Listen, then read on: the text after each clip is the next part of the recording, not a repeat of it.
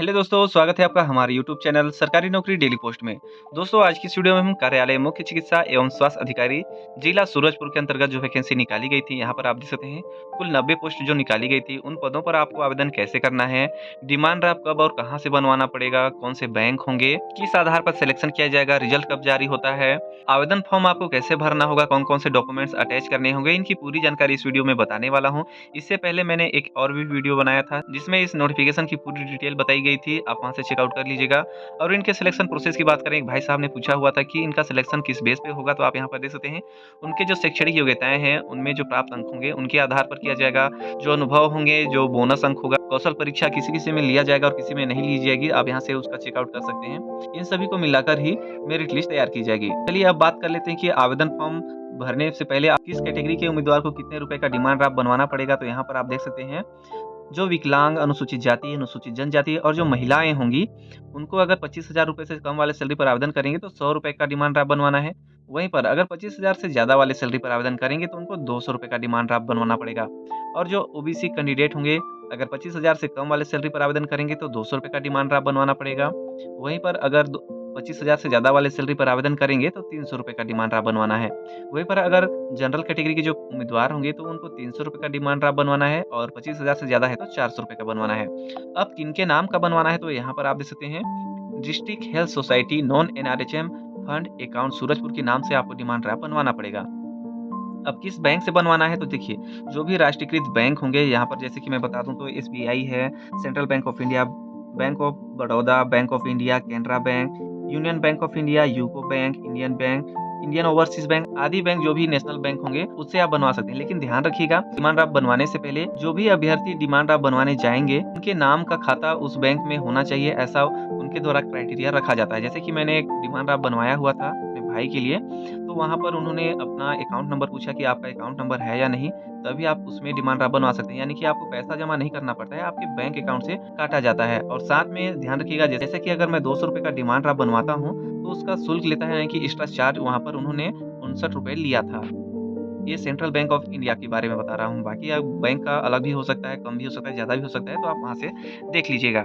चलिए अब demand draft form कैसे भरते हैं, यानी कि मैं कैसे भरा था उसको भी बता देता हूँ। डिमांड ड्राफ्ट बनवाने के लिए आपको 2 फॉर्म भरना पड़ता है, जैसे कि आप यहाँ पर देख सकते हैं सेंट्रल बैंक ऑफ इंडिया का है।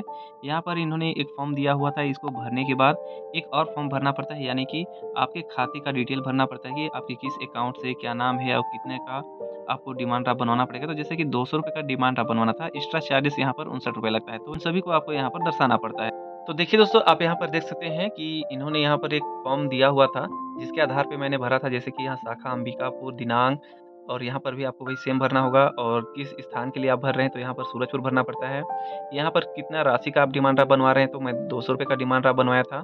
और यहाँ पर डाक शुल्क, तार इत्यादि जो लिखा रहता है उस सेक्शन में आपको 59 रुपीज़ यानी कि 59 रुपए भरना रहता है, और टोटल आपका अमाउंट कितना हुआ आपको यहाँ पर भरना है। यहाँ पर आपको शब्दों में भरना होगा। और यहाँ पर राइट साइड पे आएँगे तो यहाँ पर देखिए स्थान का नाम दिया हुआ है, यहाँ पर भी आप सूरजपुर भरेंगे। और किसके नाम का आपको डिमांड ड्राफ्ट बनवाना है तो देखिए यहाँ पर मैंने लिखा हुआ है district health society non NRHM fund account Surajpur के नाम से आपको भरना पड़ेगा। यहाँ पर शब्दों में यहाँ पर आप देखिएगा तो 200 रुपए का डिमांड ड्राफ्ट है, और यहाँ पर इनके द्वारा अतिरिक्त जो चार्ज लगाया हुआ था तो 59 रुपए का था। टोटल आप यहाँ पर लिख सकते हैं 259 रुपए। और यहाँ पर मैंने अपना नाम और अपना एड्रेस यहाँ पे लिखा हुआ था, और यहाँ पर आपको एक साइन करना होगा।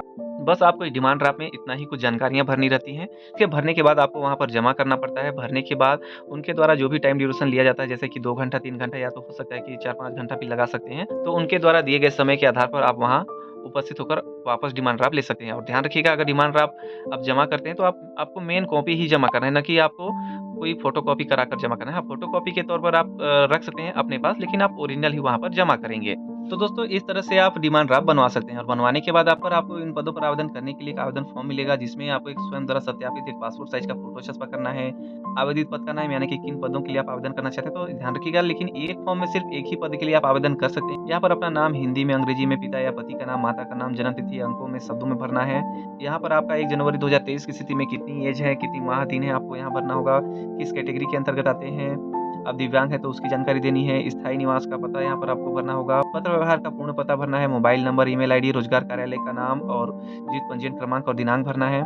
यहाँ पर शैक्षणिक योग्यता से संबंधित जानकारी भरनी है। यहाँ पर भी एक किसी ने कमेंट किया था कि इतना कम बॉक्स दिए रहते हैं तो इनमें हम पूरी जानकारी कैसे भरें? तो देखिए मेन जो आपका क्वालिफ़िकेशन जो माँगा जाता है उसी को आप भरिएगा। ज़रूरी नहीं है कि आप जितने भी पढ़े लिखे हैं उनका पूरा दस्तावेज़ की जानकारी आपको देनी है, ऐसा कुछ भी नहीं है। जो मेन होगा जैसे कि अगर 8वीं पास वाले कैंडिडेट अगर अप्लाई करते हैं तो ओनली सिर्फ़ 8वीं पास का डिटेल आप यहाँ पर दे दीजिए। इसके अलावा और भी जो पोस्ट हैं तो उनके आधार पर जो मेन है आप उसी की जानकारी दीजिएगा। इसके अलावा अगर कंप्यूटर की है तो कंप्यूटर की जानकारी और यहाँ पर अनापत्ति प्रमाण पत्र, अगर आपके पास अनुभव है तो अनापत्ति प्रमाण पत्र भी प्रस्तुत करना होगा। और आप जो भी आवेदन पत्र के साथ जो भी डॉक्यूमेंट्स आप सबमिट करेंगे तो उनकी सूची यहाँ पर आपको देनी होगी, यानी कि उनका नाम भरना पड़ेगा। इसके अलावा यहाँ पर अपना साइन करिएगा और स्थान और दिनांक का नाम भरने के बाद लास्ट में एक और साइन करिएगा। इस तरह से आप आवेदन फॉर्म भर के आप जिन भी पदों पर आवेदन करेंगे तो उनके पदों के आधार पर जो भी शैक्षणिक योग्यताएँ रखी गई हैं, उन सभी को स्वयं द्वारा सत्यापित करके अटैच करने के बाद आपको इनके कार्यालय में स्पीड पोस्ट या रजिस्टर्ड डाक के माध्यम से 5 फरवरी 2024 तक आपको आवेदन कर लेना है। तो दोस्तों इस तरह से आप आवेदन फॉर्म भर सकते हैं। मिलते हैं नेक्स्ट वीडियो में, तब तक के लिए जय हिंद, जय भारत।